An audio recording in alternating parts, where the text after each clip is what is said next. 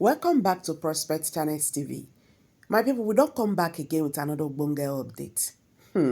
What is happening in this Biafra movement? It will shock you.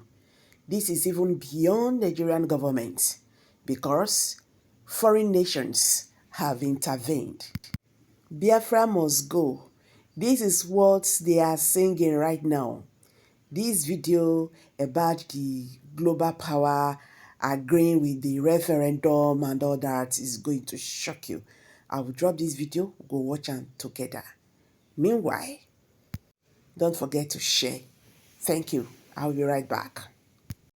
It is clear that there is a growing deficit of trust between people and political establishments and rising threats to the social contract. Even where people are not protesting, they are hurting and want to be heard. That way now, everybody, things are going differently. And that is why I put it to you, that Biafra is the next country that is coming. Under Antonio Guterres. Yes, the new country you are talking about, Guterres talk about is not no other country, but Biafra. Let me tell you, when the war started, we conquer Nigeria. And I repeat again, we conquer Nigeria. In the third time, we conquer Nigeria. It was as a result of we winning the war. Okay, finally, we've seen the UN and its president, Guterres, Antonio Guterres, finally come out to what? To back Biafra referendum. He said it's our time the world global powers like the Britain, allow, and France allow for the freedom of the people that are seeking for freedom. He also said what he said, the world should be prepared for new countries, and at the same time, we know that Britain is in a bad book of Guterres, and at the same time, he said the freedom of the indigenous people is non-negotiable, whether individually or collectively. He said the freedom of the indigenous people is non-negotiable, and is the marginalization and also the discrimination of the indigenous people will not be allowed. What is your take as regards Guterres coming out to back Biafra referendum finally? Good morning, good afternoon, good evening, and good night wherever you are watching us from, irrespective of your time zone. I say may the Lord bless you. I remember humble Sir Benjamin Johnson is a snatchy, aka the Biafran evangelist. Yeah, so far so good. Glory be to God Almighty, because ever since the beginning of this struggle, I told them that Biafra is a spirit, and it is something that that cannot be cut short any longer, because years and back in the years when the war, the battle, the civil war began, and fought it, and we continue to fight even up to this very moment. We are still fighting. The Biafrans are still fighting the civil war. It has not ended. Wow. And I give God the glory. Yes, I give God the glory, because somebody like Guterres now has woken up, when things are happening. That's why I love all these Oyibos.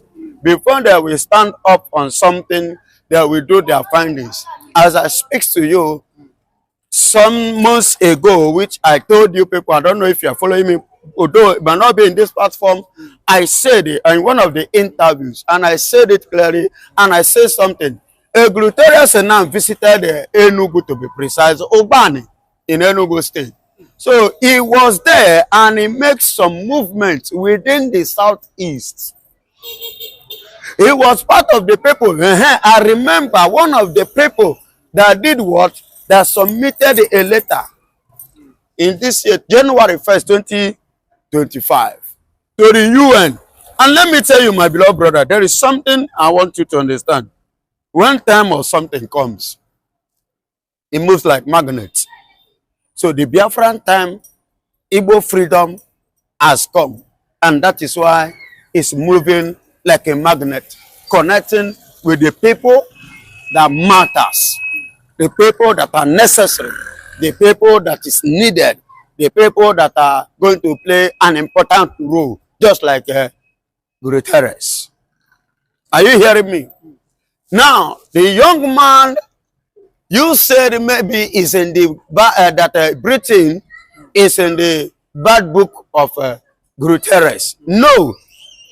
But what actually playing now is that the Guterres is trying to respect the fundamental human rights according to the law of the UN, according to the law of the EU, and according to the law of America and every other part of the world, including Nigeria, including the British, because they are not far-fetched.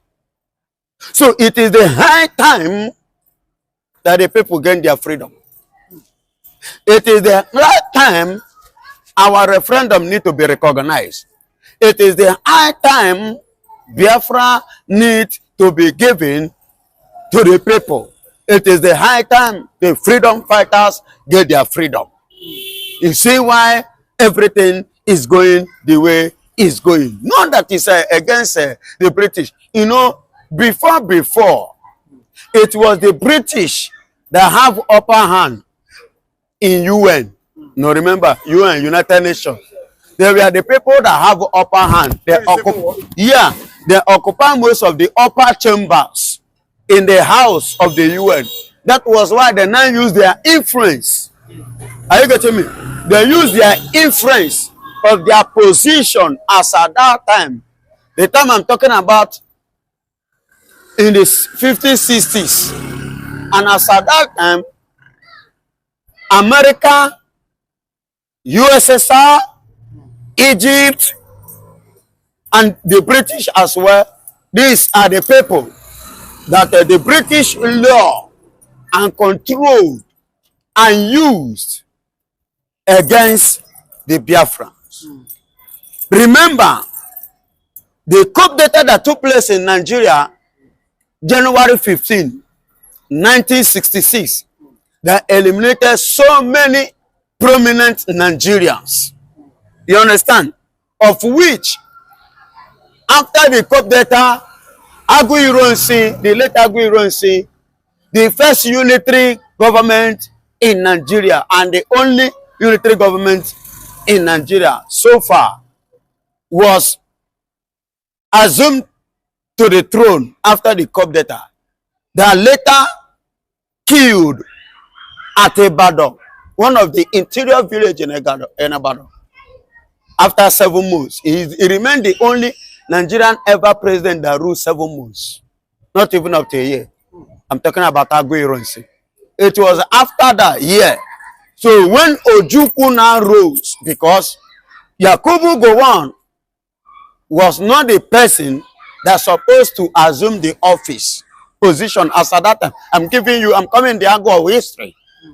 Which, at the end of the day, a Yoruba man was supposed, I could remember then, either Ogundikwe, thereabout, was supposed to take over, not to go on. And there is one man from Borno State, from the northern part of Nigeria, after that Yoruba man, that is the person that's supposed to take over after the Yoruba man. None of them took over the power. You see why Ojukwu refused to accept Gowon as the president, as his president. You understand? Then he decided to challenge Gowon. And diplomatically he conquered Gowon because he was highly educated more than Gowon. Well learned more than Gowon. And let me tell you, even as at that time, the late Muhammadu Buhari was the compound soldier, while Ojukwu was the British soldier. Are you hearing me?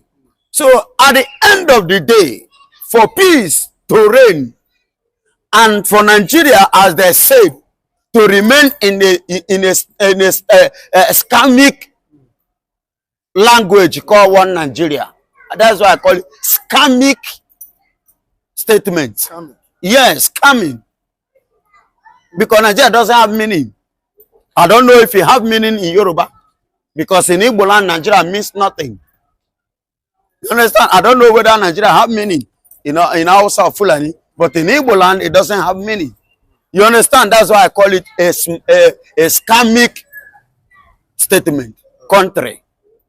Then, as I was saying, Ojukwu now said, okay, since it has gotten to this point, let's go into diplomatic system. What kind of diplomatic system? They go to court. Under the court of which they reach agreement that they call it Aburi Accord. What was in that Aburi Accord? One of the Aburi Accord signed, stamped by Gowon and Olete Ojukwu was that everybody, that was what Ojukwu wanted, everybody manage the resources in your own judiciary, in your own region. Manage whatsoever that Chukwu Kikabiyama have blessed you with in your land. Manage it. Then you contribute to the federal purse from what the resources has given to you from your region. I don't know whether you are getting it. They both agreed. Gowon signed, Ojukwu signed, because they visited series of courts. They visited the one in Kenya, they visited Ghana, then the final one. And had it been that those things was maintained as they agreed, there wouldn't have been need of the civil war. And Nigeria would have developed.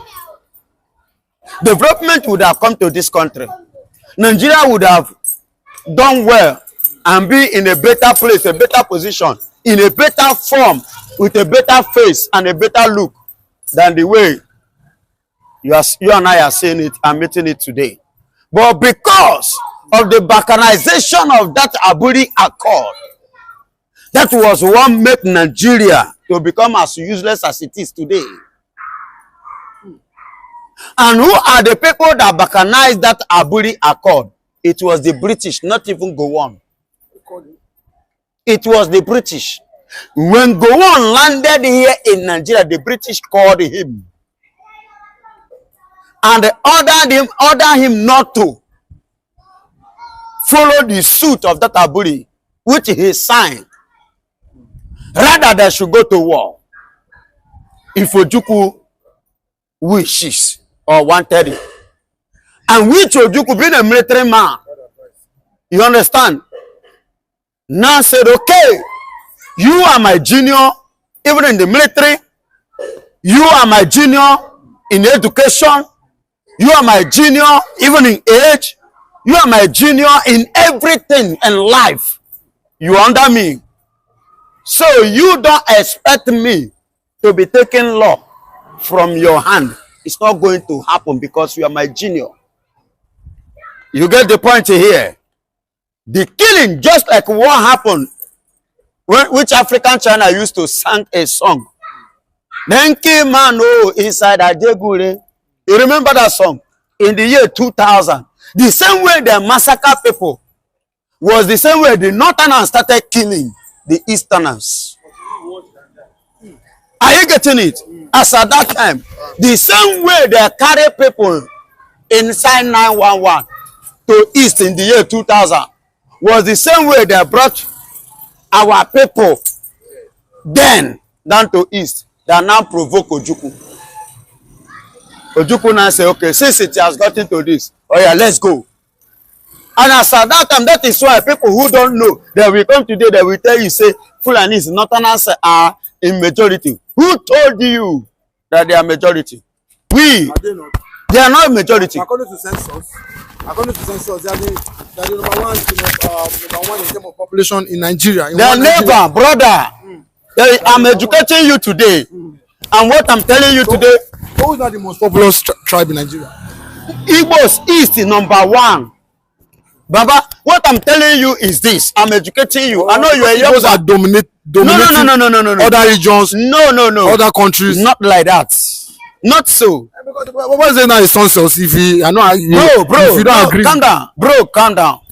What I want you to do, when I finish, pick up your phone, do your findings, about what transpired before the arrival of the whites. Do your findings. Even the year this Fulani you are talking about, they came into Nigeria 1804. While the Biafrans have already started fighting the Oyibos, resisting their enslavement in 1803, that led to many Biafrans to drown themselves in ocean. 1803. So it's not something of today. It has been a long time that we woke up. Are you hearing me? So as at that time, in military, Biafrans are number one. And that is why even up to this day, CDS Musa is crying that Igbos are not joining Nigerian military. Hello? And I put it to you, go and do your findings again. The people that are training men, real soldiers in Nigeria, are still the Igbos that are still in military. As I speak to you today, do your findings. I'm not speaking what I don't know. I have a link. At least my younger step brother is still a military man today as we speak. So I'm not even still far from truth. And as I speak to you, my uncle, my mom, elder brother, Uncle Jack, late Uncle Jack, was a military. So I'm not just telling you in the angle of what I don't really at least have information. Military-wise, Igbos are number one. Population then, Igbos are number one. In education, Igbos are number one. Who is the first councillor in Lagos State? It's an Igbo man, Igbo person. Go and do your findings. When you talk of education, we take one. In everything as at that time. So they now believe, or you go to war. When Ojukwu, because as at that time, Ojukwu was the governor of the Eastern region. Oh, this Eastern region. Are you hearing me? Then Ojukwu now, okay, since it has come to this, oh yeah, that was how. Let me tell you, when the war started, we conquer Nigeria. And I repeat again, we conquer Nigeria. In the third time, we conquer Nigeria. It was as a result of we winning the war. Because Ojukwu already reached Ore. Are you hearing me? Ojukwu is already at Ore. And as at that time, Lagos was the capital of Nigeria. Do you understand? Then Awolowo now said, listen, that Lagos State is a Yoruba land. When you allow this man to enter Lagos to drop bomb, it will do what? It will destroy their land. You see the angle that Awolowo, and that was how Awolowo betrayed Ojukwu, because when Awolowo was in the prison, it was Ojukwu that freed Awolowo from prison. Do your findings. Do you understand me? It was Ojukwu that freed Awolowo from prison, so that they can come and did what?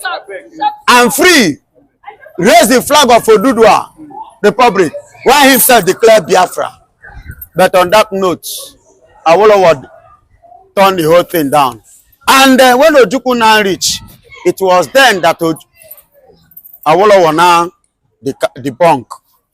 When they now discover that yes, if they should allow this war to continue, there will be no Nigeria again.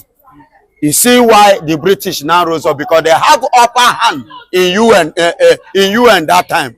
They now use their influence, which they have, the dominance that they have in UN.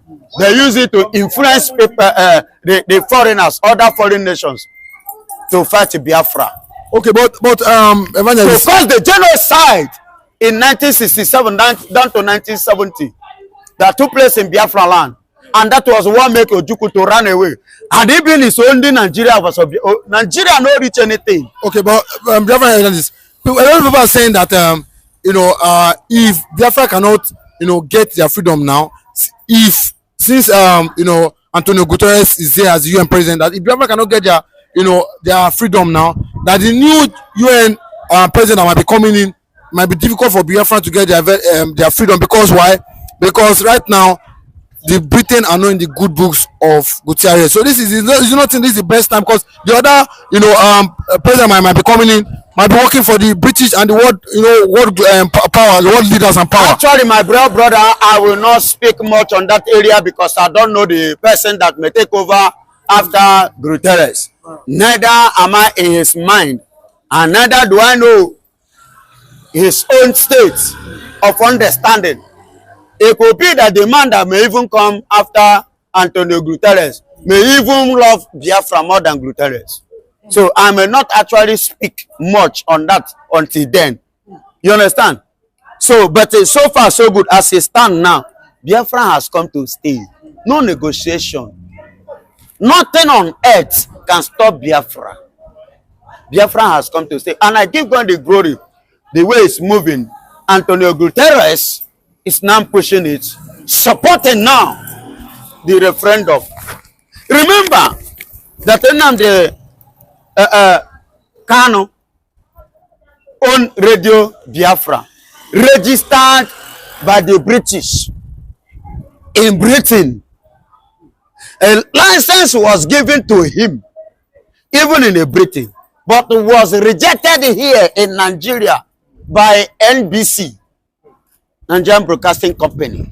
They rejected it here, but it was licensed and approved and documented and stamped and given to him in London. You see the game now. But the same people that gave him the license are the same people that instruct Nigeria not to, allow it. You see the game now. So the time has come. The whole world, eyes has opened. If you watch what is going on in the world today, you will agree with me. The way things are going in favor of the British before is no longer that way now. Everybody, things are going differently. And that is why I put it to you that Biafra is the next country that is coming under Antonio Guterres. Yes, the new country you are talking about, Guterres talk about is not no other country but Biafra. Yes, and you and I will witness it. I will call you back and say, young man, what did I say? Alright guys, thank you very much for staying to the end of this video. That is one of Biafran activists. I beg, if today be your first time, subscribe, like, share, and don't forget to give us a thumbs up. Thank you and bye for now.